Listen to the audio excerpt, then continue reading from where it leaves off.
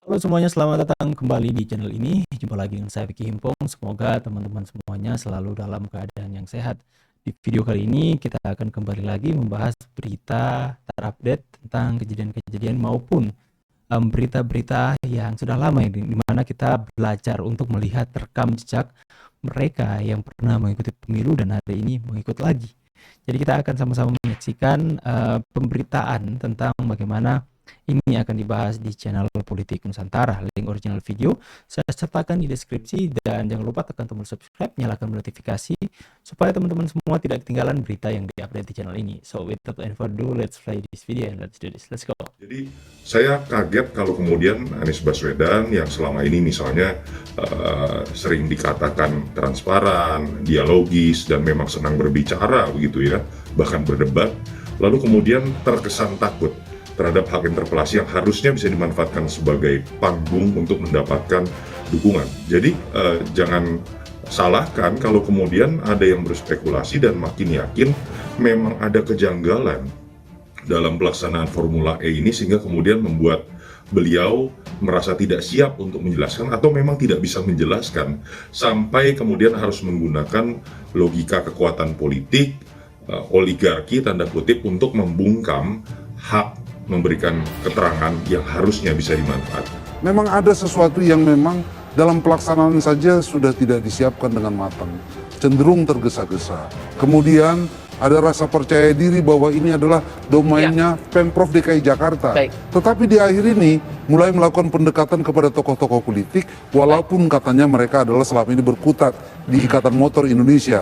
Tetapi sudah mulai berani mengklaim bahwa venue-venue ini nanti kita serahkan kepada Presiden Jokowi. Artinya sudah mulai tidak percaya diri. Oke. Mestinya ya kalau orang bicara tentang ada insentif positif ataupun negatif tentang Formula E dari 2019 sampai sekarang migrasinya sudah mulai kelihatan. Oke. Anies misalnya karena dilaporkan soal Formula E ada temuan, ya minimal dia turun. Ternyata di survei juga enggak. Oke. Kalaupun toh Formula E misalnya akan membuat ekonomi naik, nyatanya Anies juga tidak naik.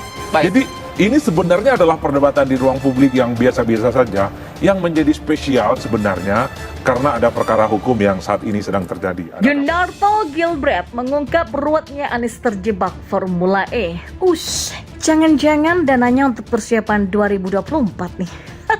Formula E itu emang awalnya seakan jadi solusi untuk Anies. Solusi untuk melancarkan ambisinya di 2024 untuk mendongkrak citranya dari gubernur ke gubernur yang pantas jadi presiden. Karena berhasil menggelar event internasional, begitu bunyinya. Ya, supaya tidak kalah saingan dengan Presiden Jokowi yang sukses menggelar Asian Games 2018 di Jakarta dan Palembang, atau Indonesia yang sukses menjadi tuan rumah saat MotoGP kemarin. Anies juga membayangkan dia akan dielu-elukan sebagaimana reaksi warga terhadap aksi Presiden Jokowi yang naik motor yang jadi tontonan epik di pembukaan Asian Games 2018. Ya, polemik demi polemik menerpa Anies Baswedan. Mungkin itu bagian dari peringatan akan karma karena yang dipakai Anies adalah uang rakyat sepenuhnya. Ini memang cara paling gampang untuk memodali gelaran Formula E yang butuh dana lebih dari 1 triliun rupiah. Paling mudah ya ambil deh dari APBD, duitnya rakyat. Juga paling bodoh karena uang rakyat dipakai untuk spekulasi. Enggak jelas apakah balik modal apa enggak. Formula E memang tidak sepopuler balapan lain ya, mungkin kayak MotoGP. Bahkan tidak ada satupun pengemudi atau mobil dari Indonesia yang ikut berlaga dalam Formula E. Jadi pertanyaannya, bagaimana Anies memastikan bahwa Formula E akan mendatangkan keuntungan? Studi kelayakannya saja ternyata nggak beres. Dalam studi kelayakan yang dibuat oleh PT Jakpro, disebut-sebut bahwa Formula E akan menghasilkan pendapatan 20 sampai 50 miliar rupiah untuk PT Jakpro sebagai penyelenggara. Juga akan memberikan dampak ekonomi sekitar 460 sampai 540 miliar rupiah. Dan ternyata BPK menemukan bahwa PT Jakpro tidak memasukkan biaya pengeluaran untuk komitmen fee-nya yang besarnya sekitar dari 560 miliar sumber.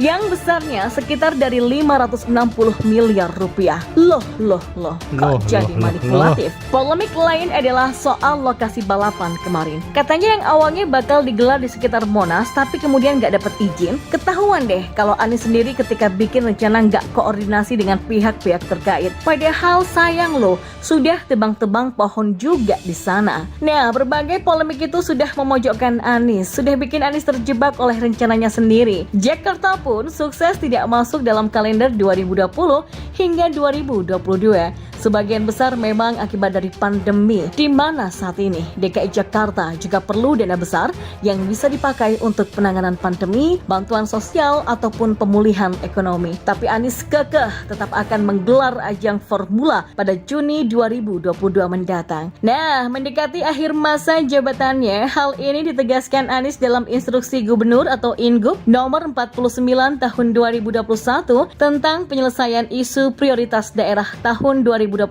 sampai 2022. Ingup ini meminta Sekda DKI Jakarta, Marullah Matali, untuk memimpin dan mengendalikan 28 isu prioritas termasuk Formula E.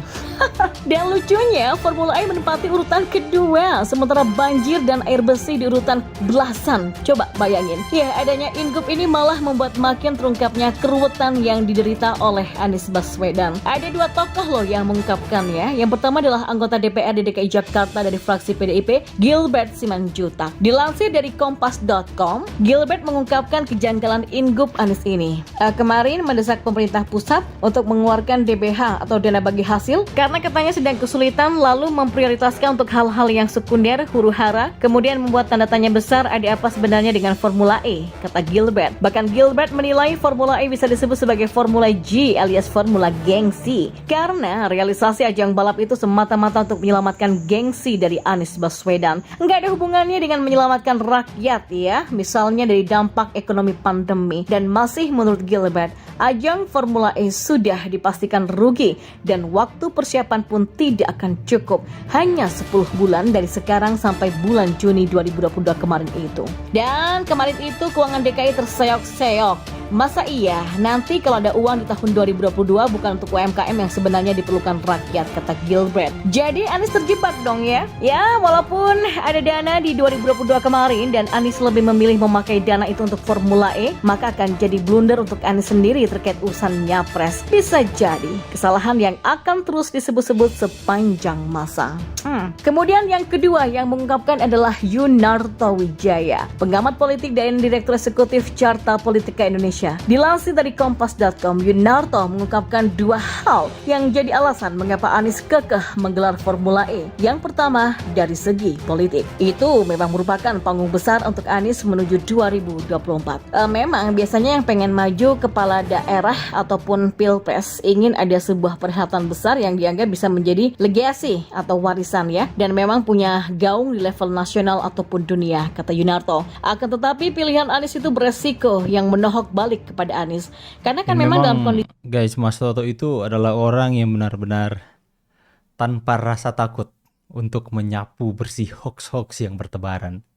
Jadi berani sekali dalam menyampaikan opini, pendapatnya, dalam pengamatannya di dalam politik tanpa rasa takut loh. Benar-benar dia mengungkapkan apa yang dianggapnya adalah sebuah fakta dan benar. Dia sampai pernah mengatakan, dia kan ketua lembaga survei di salah satu lembaga. Kemudian dia mengatakan bahwa ayo kita taruhan. Dia ajak taruhan buat mereka yang mendukung Pak Prabowo gitu. Taruhan, pindah negara. Kalau Prabowo menang, saya akan pindah negara. Ya, jadi dia sangat berani, sampai-sampai dengan keberaniannya itu, karena terlalu berani, dia bahkan menjadi target pembunuhan. Ya, akan tetapi kita bersyukur bahwa itu berhasil digagalkan oleh pihak kepolisian. 100 buat intelijen kepolisian.